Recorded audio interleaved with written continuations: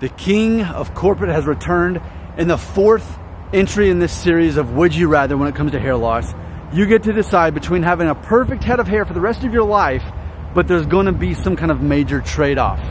Okay, so here's the 4th entry in this series, and this is a little bit heavy and dark and kind of sad and depressing, but here we go. This is an exercise to test how much hair loss truly matters to you. Okay, here we go. In this scenario, you have an illegitimate child. Okay, and just to put this into context, you got a woman pregnant, she's had the baby, the baby's 10 months old, not quite a year yet. You and the mother of the child tried to make it work. You never even got to the point where you got married. You just couldn't make it work. You're not together anymore.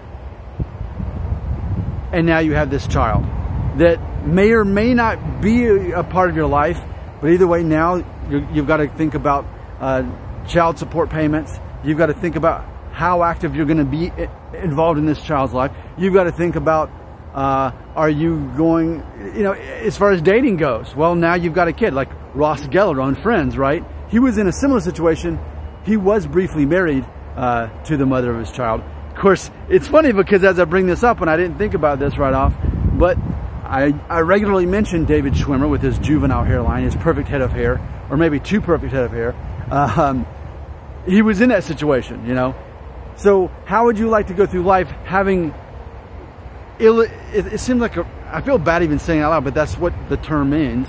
Illegitimate child, a child that's born outside of marriage.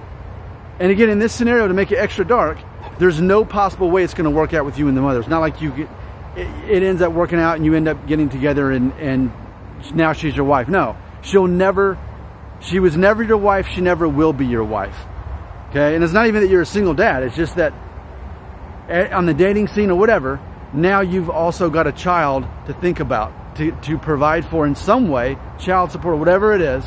Plus you've got this broken relationship with the mother of the child.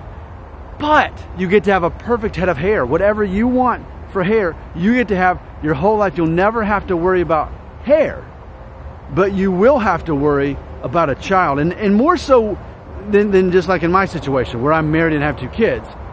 You know, at least it's in the context and control of a marriage relationship.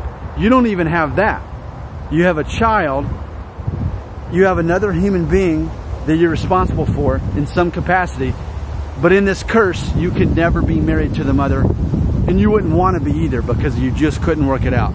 Would that be a deal that you take? Perfect head of hair, but you have an illegitimate child who's now 10 months old. You'll never be married to the mother. Is that worth a perfect head of hair? Leave a comment right here.